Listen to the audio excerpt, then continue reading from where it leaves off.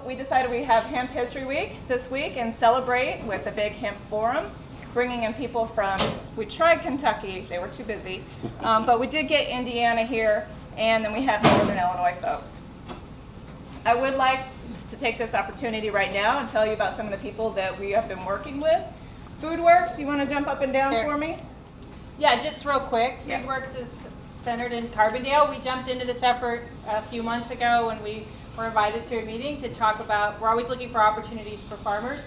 We want farmers to help thrive on the land in a way that is respectful to the land, and we can heal the land and the farm income and rural communities all at the same time. And this fits the bill, so we're happy to help spread the word. So the growers in production, this is going to be the first panel. And what we're going to do is we're going to let these guys take it away. They're going to have 15 minutes each. Good afternoon, folks. My name is Mike Graham. I am not the farmer in the room. Okay, that would be me. But I live in a farming community, have a lot of dear friends that are farmers, and a few years ago, they came to me when I got done with other legislation and asked me, can you take a look at this? We've had friends that have worked on this for over 20 years. A group called Omni Ventures from down this area. Got legislation passed 20 years ago, got it to the governor's desk twice, and Governor Ryan wouldn't sign it. The hemp legislation went into limbo for numerous administrations. With the resurgence of medical cannabis over the past 5 years, it sort of dragged hemp along with it. So once we dispelled the reefer madness mentality that's, don't have to worry about your kids smoking this product and getting high, okay? That in 1938, they purported to have 25,000 uses for this product. With today's technology, I believe that to be probably double. But we still couldn't do it legally. There was a break in a farm bill in 2014 that allowed specific projects with specific connections to universities and due to research and stuff like that. And it was basically a research program. It wasn't meant to be a commercial program. But now that they've seen that the sky hasn't fallen, the world hasn't ended, they're more acceptable to adding the potential of a new product that farmers can use as a commodity. Okay? We believe that, you used to have to grow hemp in this country. Okay, it stopped for political reasons. And so we started addressing the legislation. We took those bills from 20 years ago and said, why didn't these pass? And to tell you the truth, they weren't terrible pieces of legislation. They were just a little ahead of their time. So we attempted to form groups in the last couple of years to get everybody's input, their ideas, suggestions. Nobody knows how to farm better than farmers. I didn't see the point in legislators mandating or dictating how farmers should grow their crops. So we put the groups together and we divided them up between farmers, processors, and brokers, and we'd have weekly conference calls to say, okay, farmers, what do you need in this legislation to make this program successful for you? And we did the same with the manufacturers, the processors, and brokers. When we got all that legislation together, everybody realized what a bureaucratic nightmare this could become, and that we wanted to keep it as simple as possible. Fast forward to the 2018 Farm Bill. We took language out of that bill because the past bill with the old language got stuck in Rules Committee in the House of Representatives. after passing 55 to nothing in the Senate, goes over to the House, gets stuck. So we turned it around and we said, let's start at the bottom up. Let's start with the people that have to put seeds in the ground in order for this program to be successful, and that's the farmers. So we made some changes, and not every piece of legislation, I should say not any piece of legislation is everything you want in it. But when we finally got down to the end, it was what can you live with, what can you get by with, what can you make a success out of. So we selected sponsors for this legislation based on if they were from a farming community or not. You can notice on the bill that there are a lot of the sponsors, some of them are from up north, that has the city of Chicago in their district. Well, the other half of their district is in an outlying county that's significantly corner beans. So we developed that interest and got some of the local farming communities behind us, the organizations, like Will County and Kankakee County farm bureaus. And, they said, this needs to be done, but you have to protect the farmers. I don't want to see anybody's crop destroyed because the THC level is too high when they harvest their plant. Okay, we tried to put flexibility in there, and we'll try to do it in the rules and regulations in the Department of Ag. The Department of Ag claims to be able to put the rules program together in 120 days, and we'll be counting them down to make sure they're on it. The last piece of legislation, which was Senate Bill 2298, passed the Senate 53 to nothing and went over to the House, and for the first time passed with 106 votes in favor to 3 votes opposed. A resounding win. That bill is on its way to the governor's desk. I've heard different time and dates that it might be signed.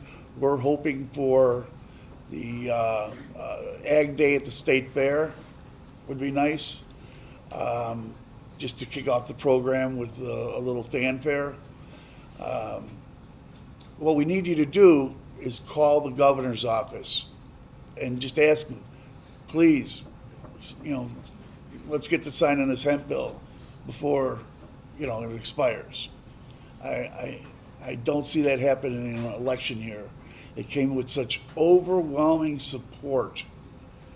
I want to thank the groups that were involved in phone banking, for calling the legislators, everybody from Southern Illinois Growers Network.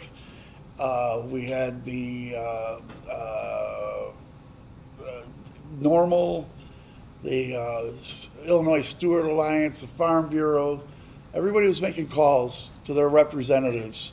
And by the time this legislation passed, it had 14 Senate sponsors and 38 House sponsors. So we just have to give the governor a nudge in the right direction, tell him how much you support the program, how much you want to see it a success, and how he needs to get on it so you can get seeds in the ground. As far as where things go legislatively, we're going to have to get through the rules process with Ag first before we know if there's any follow-up legislation needed to correct anything that's out of whack.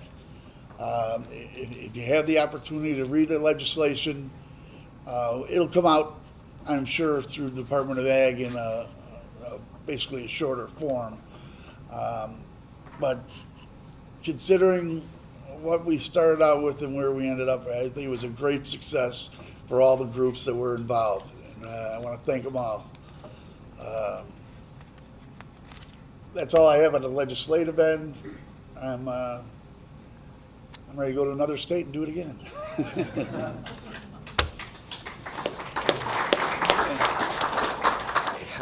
My name's Marty Mahan.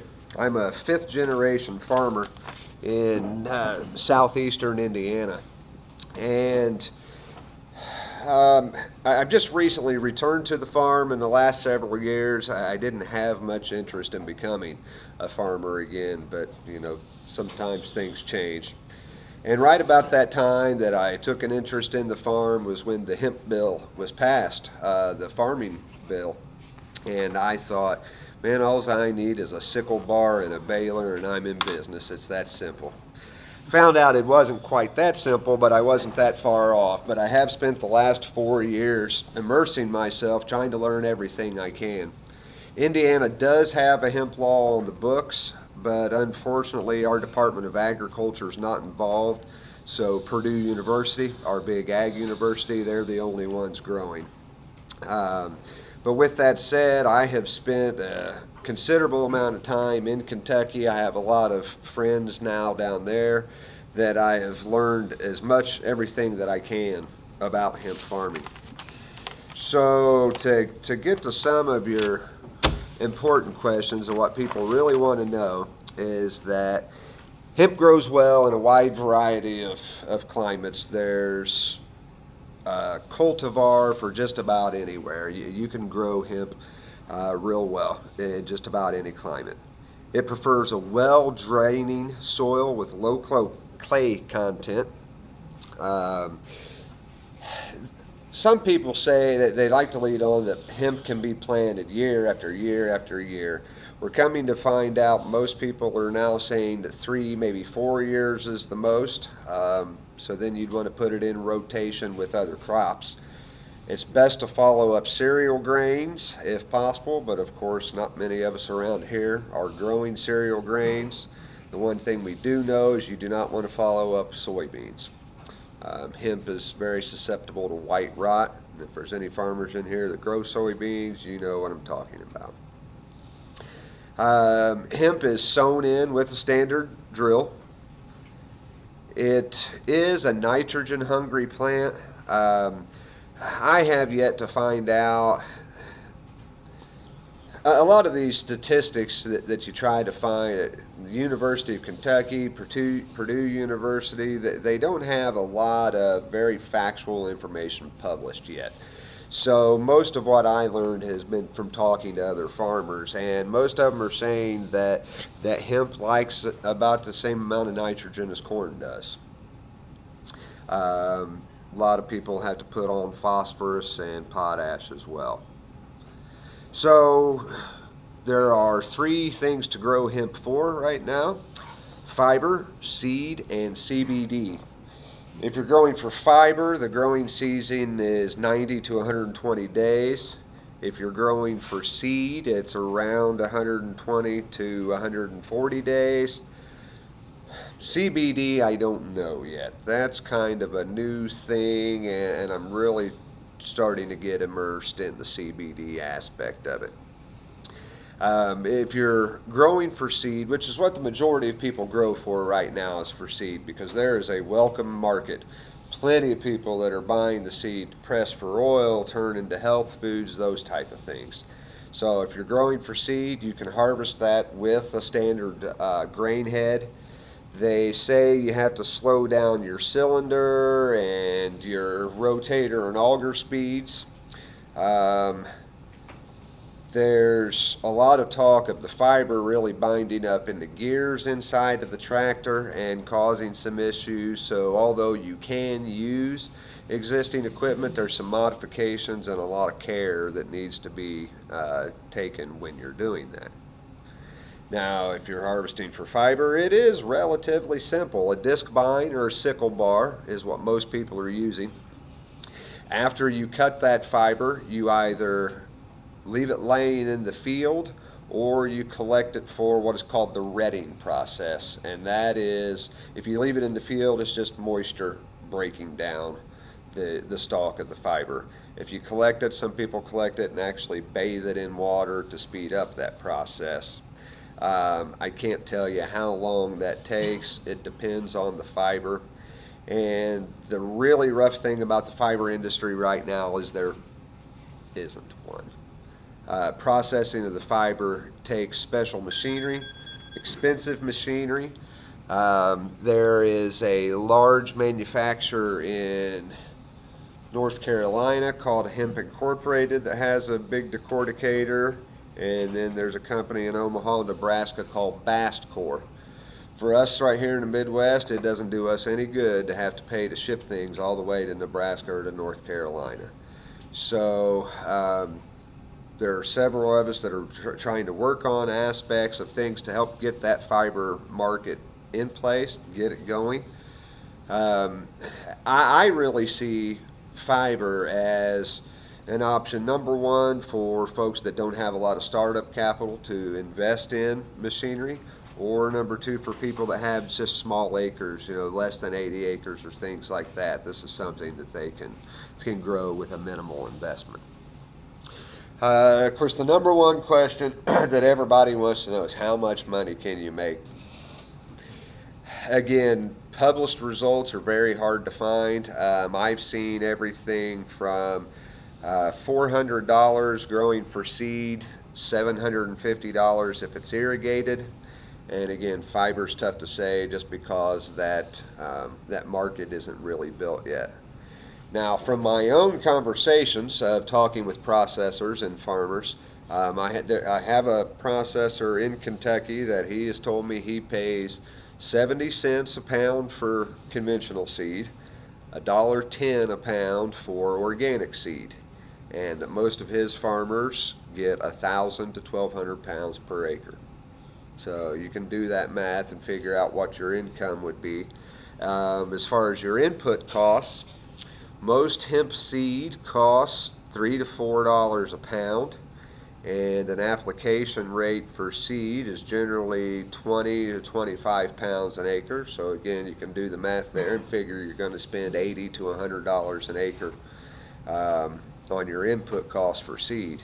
But all the other costs are, how much nitrogen you'd have to put on it, those type of things. Those are variables that I can't help figure into that equation right now.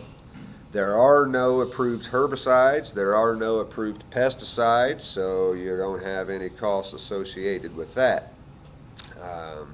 So based on those numbers that I just give, that puts you around, the $700 to $800, maybe a little bit more an acre for seed. To touch on the CBD real quick, again, I don't know a lot about it yet, but there are big numbers being thrown around in the CBD world of people claiming to make $6,000 to $7,000 an acre growing hemp for CBD. But the caveat to that is growing hemp for CBD is a very, very labor-intensive process. You grow it much like tobacco or tomatoes. Start it in a greenhouse and transplant your plants. You have to tend the plants. You want to have short, very bushy plants with lots of flower material, so you're out there manicuring them and tending them regularly, and then you have to hand harvest them. And most people, from what I'm hearing now, is they are hanging the leaf material from the plant to dry to cure. So again, that's a pretty labor intensive, as I was telling Mike earlier, you can't get kids to detassel corn now, let alone get out there and harvest in a field. I'm sure there will be equipment coming out to mechanize that harvesting process, but for anybody that has the dollar signs in their mind right now and want to grow CBD, do your research, meet with a CBD grower first, and learn everything you can before you get into that. In my role as president of the Indiana Farmers Union Hemp Chapter, we are really trying to help build this infrastructure, gather the knowledge for local farmers so that when Indiana does finally start issuing permits, hopefully in 2019, we will be a source for them to come to learn everything that they need to know. Illinois does have a chapter of the National Farmers Union as well, anyone that's interested, you can look them up. There's actually a representative over here, Rob Davies, that you could speak with. We work with them hand in hand and share information with them, so it will be a good resource as well for local farmers to learn. That's about all the upfront knowledge that I have. I'll be happy to answer questions when the time comes. Thanks, Marty.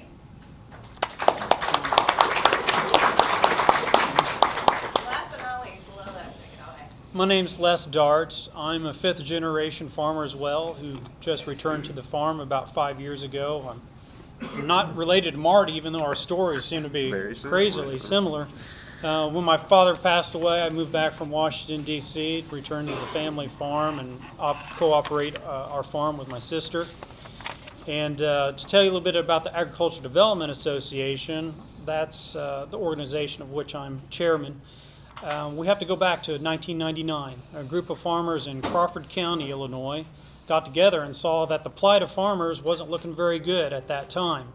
Increased input costs, we had supply was going higher than we anticipated, and demand for our products was getting low. On top of that, the area where we are, Crawford County, Illinois, and that surrounding area was in the lowest cost basis in the state. What that means is we're getting paid less for our corn and soybeans than anywhere else in the state. We're too far from the central part where a lot of the processors are located, and we're too far from the rivers, which you guys are closer down here to the Ohio and Mississippi River to get your products on board barges into the international market.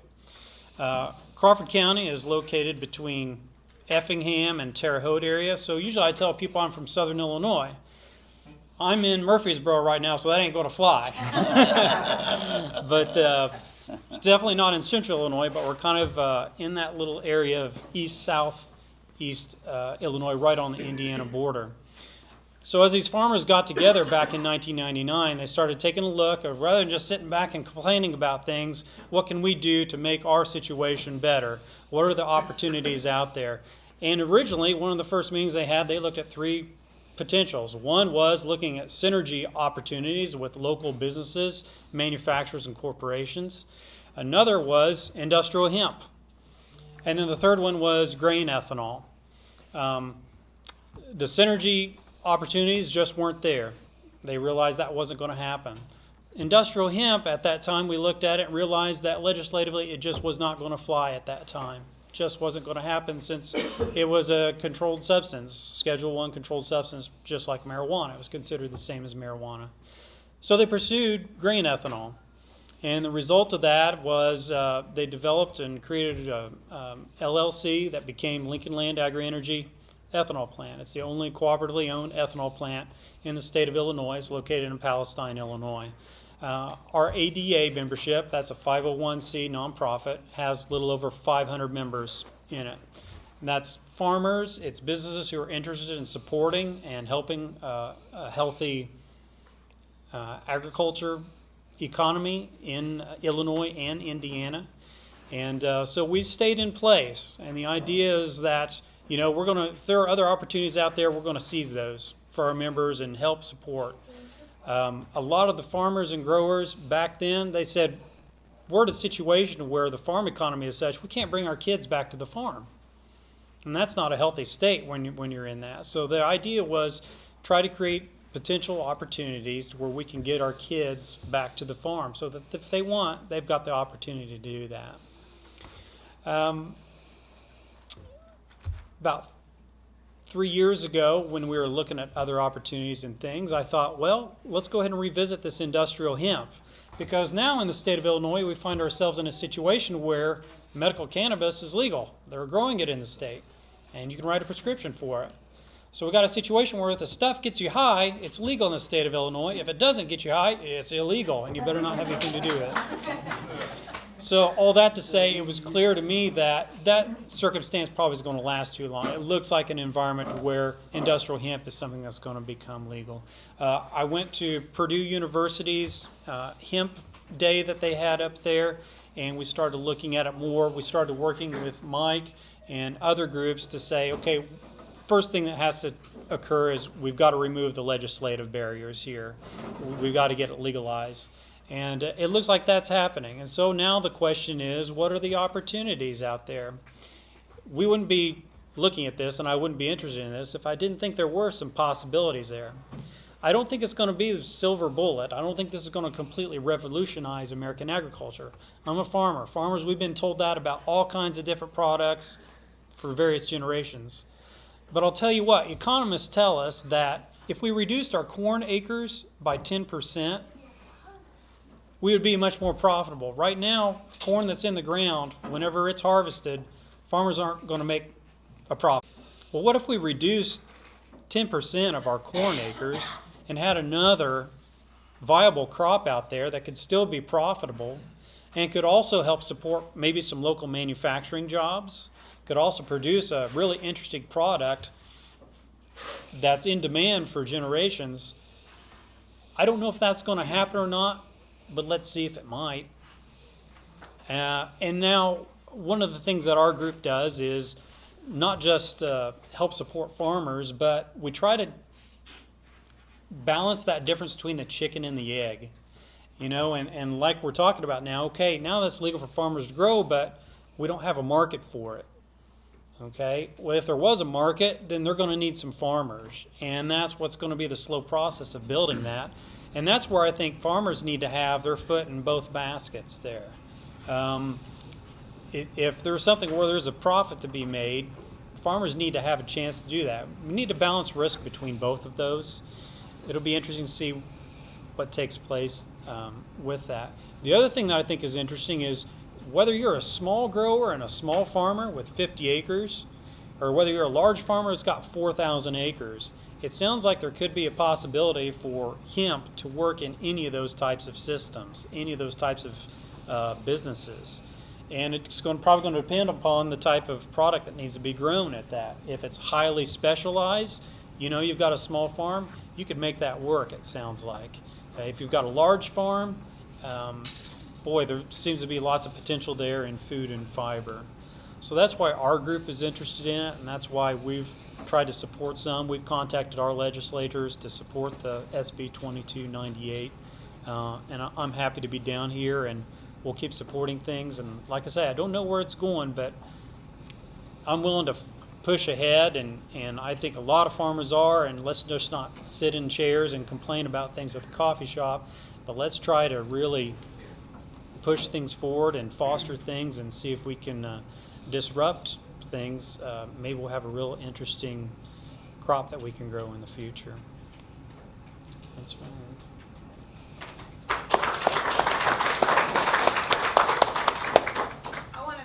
She was asking about hemp as a possible silage crop. Yeah. Anybody doing that, or? No, not really. There are some people that are, maybe using, like, you couldn't use the stalk itself, okay? Because, like, for a corn stalk or for corn silage, you're chopping up the entire plant using it. The center of a hemp stalk is woody and hard, and animals wouldn't want that. There are people that are using hemp as animal feed, but I think you'd probably get a lot more value in other uses. The information that I had received over the last couple of weeks was that there is a company producing cattle feed. They're claiming an average of an extra 200 pounds per head, and pigs, they're saying a 20% increase in weight. Now, obviously, you would want to do that with horses, with injury, but you could also, there's a market for animal bedding, okay? And I own 4 horses. That's what I see that as a great opportunity, because it's lower in dust, less respiratory problems. It's 4 times more absorbent and half the cost. So as a byproduct or a waste product, there's still an opportunity to turn that into hempcrete, as building materials. You know, there's a number of avenues to go to expand the number of uses. And like I said, due to technology today in modern transportation, it's not the same constraints as were in 1938. I believe that, like I said, it's could be close to 50,000 uses. Anything you can make out of oil, paper, wood, you can, or concrete, you can make out of hemp. Hang on, one last thing on that. As far as hemp is not an approved animal feed right now either. We've got a chicken outfit in northern Indiana that wanted to try to raise a super protein egg. And as I say, it's not an approved animal feed right now. So you can feed it to your own animals, you know, that you're stocking your own freezer with. But right now, if you're harvesting for seed, it is a moisture issue how they decide when to harvest. One of the biggest problems that they're having right now is seed shatter. So getting that seed while it's still moist enough that you don't have seed shatter is important, but yet you don't want it so moist that you've got excessive drying that you have to. But the short answer to that question is it's just like every other crop. It's all about the moisture content on when you harvest it. Yeah, from the people that I've talked to, most of them they're storing it and drying it. And with corn and soybeans, you know, you can sell it as is and just take your dock and move on. But with hemp, I'm pretty sure it's imperative that you get that dried to the proper moisture before you send it to the market or to the processor from the beginning. Yeah, and again, it depends on the cultivar that you're using, but most of them try to have it in the ground by mid-May. Cannabis is a photosensitive plant. It starts producing flower material once you get, I can't remember if it's 12 or 14 hours of daylight, but that's when it starts producing the flower material. So you can only have one outdoor crop regardless. A lot of it's logistics. It's how close you are to transportation or how close you are to processing. That's just the name of the game. China, they do things different. Okay, they more manual labor, hand turning, you know. Yeah, and all across Europe. I mean, you know, they're all processing. But if you look at Europe, it's kind of a constricted area. Everything's pretty close, you know, and that's why they've been able to do that. The hemp economy here in the United States will look very different from Europe and very different from China. That's because, like Mike alluded to, in China you have a number of incredible hidden subsidies related to their labor costs. Okay, you don't have to pay Chinese labor as much as you do U.S. labor, and then they have their infrastructure, which is all nationally supported, so on and so forth. Well, in Europe you have a little bit of the similar thing. Europe has a much stricter environmental laws. For instance, they've got a law that 80% of an automobile that's manufactured has to be biodegradable within 100 years, something like that. So that removes a lot of plastics and stuff from automobiles, so they've had to replace that with composite hemp products. And so if you get a Mercedes-Benz automobile, BMW, or a European automobile, and some U.S. automobiles, if you look inside of the door panel, you'll see that that's pressed hemp composite material in there. And that's not because it's the most economically, you know, best material, but it's because of some of these laws that require them to meet certain requirements that hemp suddenly becomes very desirable there. Those door panels he speaks of are made in Elkhart, Indiana, by the way. And they use a lot of it. 50 ton a week. And it's all imported. You can plant it multiple years in a row. You don't leave it there. It has to be planted each year. So you can plant it again. About 3 years maximum is the current consensus on the most that you would leave it out there. there was another part of your question. Weed suppression. That's one of the big claims that you hear is that hemp doesn't need herbicide because it suppresses weeds on its own. And there's a lot of truth to that, but it's not completely true. Hemp does grow very quickly, and it creates a canopy, so it will choke out the weeds on its own if you get a good stand established. Purdue did a study on weed suppression last year, and what they found was even on their best plot, you had about 2.5 weeks that you had to get out there and weed the plant, but that's it. I can live with 2.5 weeks. We've gotten kind of lazy, growing soybeans and corn. It's easy to forget that we've been,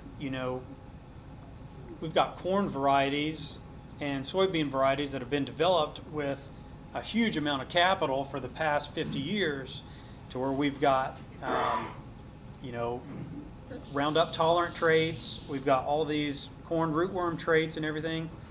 Well, we don't even have, a really known cultivar for hemp that grows in our time zone. That's all got to kind of start from scratch. We've got some stuff that would work, but, we're dealing with a brand new, basically for us and for this generation, a brand new type of crop, a type of seed. So that whole agronomy is going to have to grow along with everything else. And it has. Colorado has certified seed now. Kentucky has certified seed. So those things are moving. But he brings up a very good point. Most people I heard this gentleman talking earlier about getting online and seeing all these pictures of different size seeds and everything.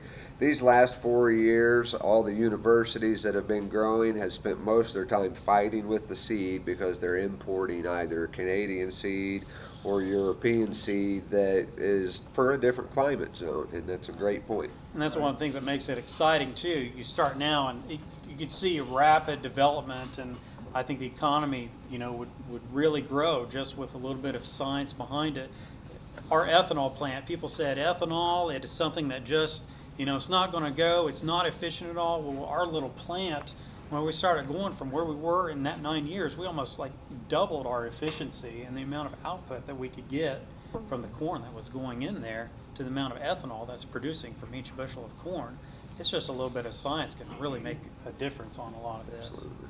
That plant starts producing flour material. That's when your fiber's at the ideal time. And then obviously, conversely, once it starts producing flour material, your fiber has degraded. So what type of product that they're getting out of this dual harvester, I don't know. Part of me makes me think that some people are doing this because they can. This looks neat. Let's see if we can do it. Well, it appears that they're basically, you've got a platform that rides up high, and then you've got what looks like a forage chopper. It's chopping this biomass and blowing it into a wagon and truck. Right. But like I say, I don't know about the quality of either one. Obviously your fiber is being harvested late. I don't know what that means as far as the quality of it. So are they harvesting the seed on time, or are they harvesting it earlier? Those are answers that I don't know.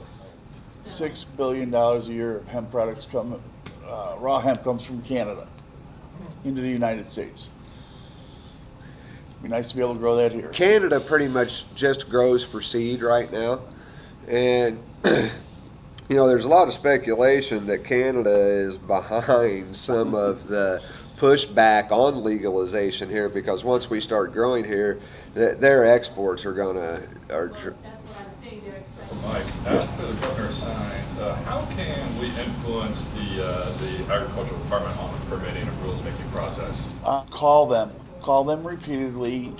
Any groups that, if enough people call, they'll hold public hearings. But they have a 120-day limit on when they're to put the rules together. So I know on the medical end they did one down here, one in Central Illinois, one Northern Illinois, and it's basically a stakeholders meeting, and they'll come in and poll the crowd and see what you need, and see what the ideas are. Ag really wants to work with the farmer. They don't want to make things more complicated, bureaucratic wise than they're required to do. So call the ag department, tell them you want to be involved in the rules making process. They'll probably hold public forum, but they need to hear from you. And the governor's office first, because we're shooting to get that bill signed Ag Day at the State Fair. When is it? Pardon me? Do you know what day that is? That is the 14th? 14th, Tuesday, August 14th. Just a simple question. Can't a farmer save the seed from their own harvest to plant the next year? Well, right now, no. But that's going to have to come in under rules. They deliberately left that out of the legislation because they didn't want to mandate the destruction of seeds at the end of the season. Okay, it's a little tricky. You put things into legislation. It's in concrete. So you got to follow that. When it's in rules, there's a little more flexibility. I believe they're going to allow you to keep your seeds. Just like we don't want to see like I said earlier, I don't want to see anybody's crop destroyed because the THC level is 1/10 of 1% over the limit. They put in that the product would be available for reevaluation and an additional inspection. My point is you're paying a licensing fee that requires at least 2 inspections. Now your crop goes over, you have to pay for that inspection. Is one included in your license? When you look at what the responsibilities for ag will be upon their inspection, it'll be, okay, you're using this type of seed, and the first inspection, you're doing this many acres. But also they're going to inspect. There's nothing for them to look at. They go back at the end of the season, they can take a sample of seeds and test the THC level. As long as you're below 0.3%, which I see going up to 1% in the future. We tried. It was unsuccessful. But we made the attempt because, I don't want to see a farmer lose one hemp plant because of a THC level that they may not have any, control over. If you buy certified seeds and you end up with a hot product, that's not your fault. But there are provisions to protect the farmer. We made sure that was put in. Do you still have a question? Yeah. Yeah, probably for Marty. You were talking about the Indiana legislation and all. Where is that exactly? I didn't quite follow everything. Well, in Indiana, we've had a law on the books the second year, immediately after the federal law passed, to where industrial hemp can be grown. But everything refers back to the federal farm bill. We don't have very specific guidelines in our own hemp legislation. So the federal farm bill says that you can grow under State Department of Agriculture or an Institute of Higher Education. Our State Department of Agriculture is not like most Department of Ag. They are almost like a marketing arm rather than they are anything else. So they have absolutely nothing to do with our current pilot program. Purdue University has a permit, they're growing, but they don't have monies to issue permits to multiple farmers. I think they've got like 2 organic farmers that are already under their purview that they work with, but they simply don't have the means to license other farmers. So Indiana needs to go through the legislation process too. Yeah, we had a bill this past year that passed the House unanimously, made it through a Senate committee hearing, was headed to the Senate floor, and the governor stepped in, and we are now in a summer study. Okay, so 2019 might be tough. Right. We're keeping our fingers crossed. It all depends on what comes out of this summer study right now. If there's good things that come out of that, then we've got hopes that 2019, could be a planting year, but based on the way things have gone, I would say we're probably looking at 2020 before we're issuing permits to farmers. So is there a group working like Illinois' group that? Yes, there are. We have 3 groups in Indiana. We all kind of work together. My group, the Indiana Farmers Union Hemp Chapter, that we're pretty much for the farmers and the processors. There's a group, Indiana Chapter of the Hemp Industries Association. They've been around for a long time. They're the main drivers, and they work with businesses. And there's a new organization that has been started, and it'll cover Illinois as well, called the Midwest Hemp Council. And you'll be hearing about that. They're a legislative and a policy group. So is Indiana, is it being set up by possible producers to try to lobby these legislators for the summer? Oh, trust me, everybody is lobbying, as much as we can. Where do farmers get seed? And how does that process go? There's a step before that because you do have to obtain a license. Correct. According to this, to the bill, if it's passed, you will have to be licensed, and depending upon the rules that they set up, but looking at other states, I'm guessing they'll probably want to do a small background check. Yes. That will very, very likely be part of it. And then once you have your license, then you'll be approved to go ahead through the process of obtaining seed. It depends on what the market. On the medical, it was a don't ask, don't tell. We don't want to know where it came from. They'll probably offer, Canadian options, but like Mark said, we don't know if it's conducive to our climate. Currently, or would that need to be a whole different industry that would have to pop up? I don't know that any are currently producing in the United States. It's a different process to make paper. I think that if the market demands, if you don't have paper to print your papers, I'm sure they'll come up with a way to produce hemp paper for you to do that. I can actually speak on that a little. I talked to the governor's office a couple days ago, and they are looking to make a push to hemp paper. They're asking about the possibilities of hemp paper, so they were very interested in that. Knowing Sunstrand and kind of building on what Marty said, the fiber has the least barriers and is most easy to break into. Sunstrand doesn't do paper because they don't want to mess with the chemical processes. Around a small farmer, does that be a small farm or a farm that does this have to have a research company? Well, it all depends on what you're researching. You could be researching the effect of sunlight on hemp plants. So the answer is yes, but you have to be creative. Yes.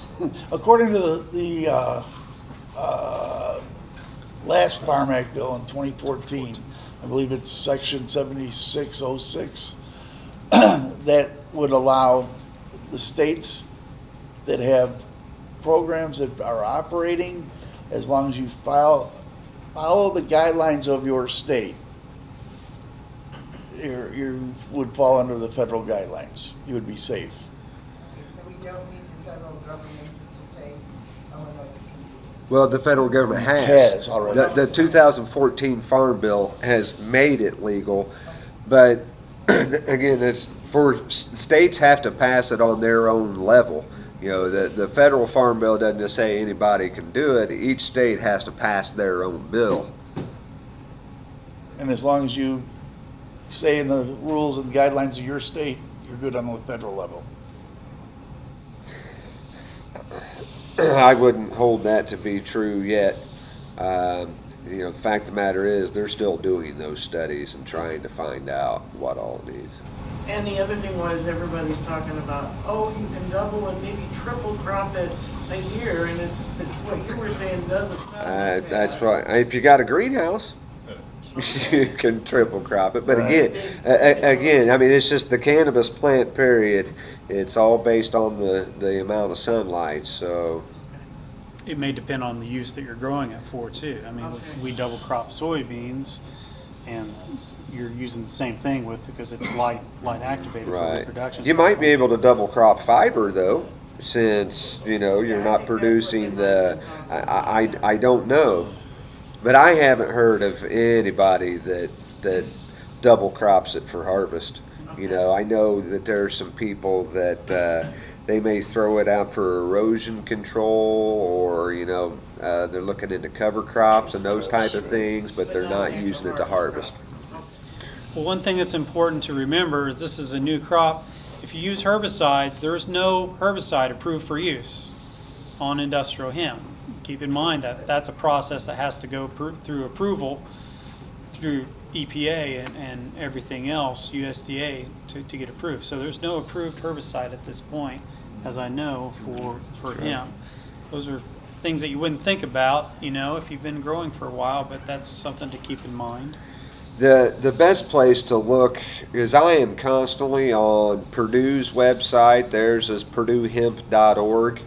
The University of Kentucky's website, I can't remember what their hemp website is, and you know, but every state that has a hemp program, go to their ag school's website and look for data there, because you know, they're the ones that we're really looking to for all this specific agronomic information. You know, the farmers, you can talk to a farmer and get their anecdotal information, but we're all really looking for these ag universities. And to Les's point, it's such a new crop that a lot of them don't have much hard data to answer those questions yet, but they're working on it.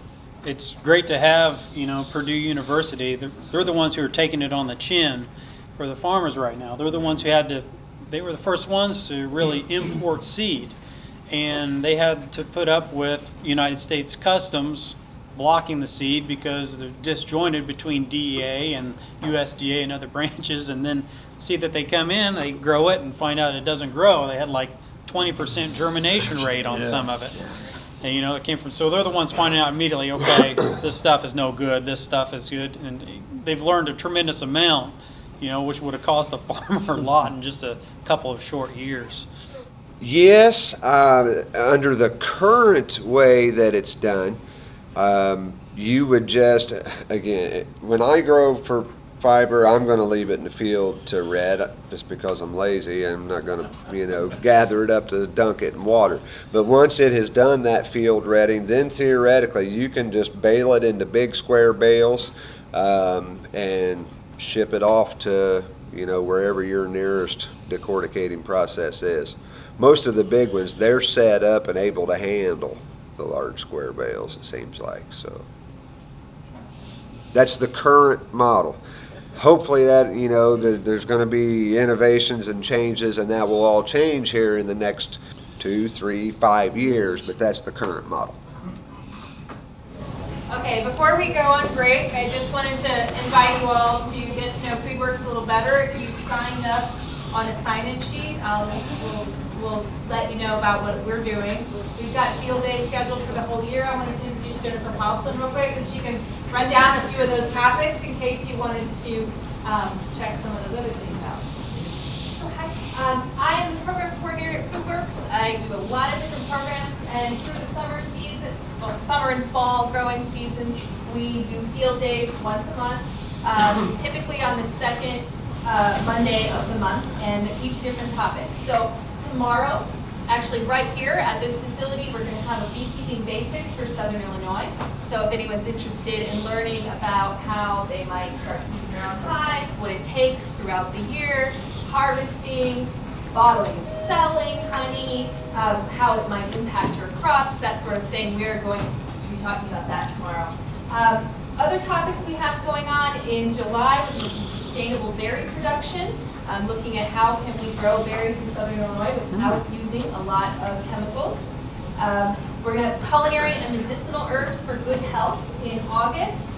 September we'll be cultivating edible mushrooms, and also this fall we'll be doing tools and equipment for small farms and season extension with high tunnels. So we have all of this information on the FoodWorks website. We have handouts, but we're out of them now. So if you're interested in coming to a field day, they are open to farmers, to the public. Anyone who's really interested in the topic is welcome to come. We ask for a $5 donation if you are not a member of FoodWorks or the Southern Illinois Farming Alliance, which is another group of farmers that FoodWorks works with. And what else can I tell you? So if you'd like to find out more, please go to our website. There's a website address up here, eatsouthernillinois.org. That'll get you there. Also, fwsoil.org will get you there. What time? So tomorrow at 4:30. They're usually afternoon, evening events. And this is it's a fun, kind of casual thing as well.